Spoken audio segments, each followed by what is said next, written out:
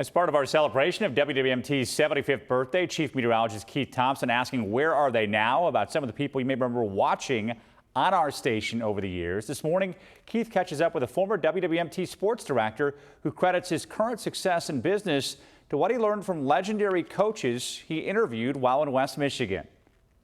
Scott Bryant was sports director at WWMT from 1987 to 1991, and those 4 years were packed with Michigan headline sports. In 1987, we followed the Tigers to the playoffs.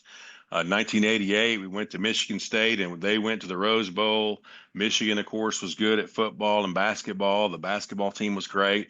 The Pistons were in the middle of a three-peat, and the Red Wings were good, and, of course, the Lions were not good.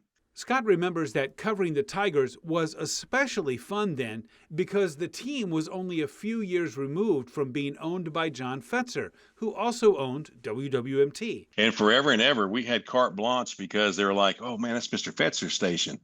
Well, we didn't tell them that the station had long sold beforehand, and so we still got on the red carpet. When Scott decided it was time to move on from television sports, a friend where he went to church guided him to his next career calling. I went to church up in Michigan with a fella who was a manager with State Farm. He kept pushing me to become a State Farm insurance agent. I'm like, I don't know what that is. But anyway, it's turned out beautifully. I've been at State Farm in my hometown of Clarksville, Tennessee now for 34 years. Scott says when he entered the business world with State Farm, he was guided by what he learned from some of the legendary sports icons who he interviewed while at Channel 3. I tell people all the time, Sparky Anderson and Lou Holtz and Bo Schembechler, they taught me more about being a salesperson than anyone else that I dealt with. Scott says he'll never forget the years spent as sports director at WWMT, and on a wall in the conference room at his State Farm office,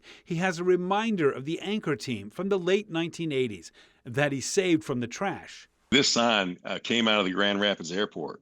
It was welcome home or whatever, and I think the airport was going to throw it away, and I grabbed it out of the trash, basically. And Scott says even though he's been away from West Michigan for 34 years, he's still maintained a lot of the friendships he made while he was here at WWMT.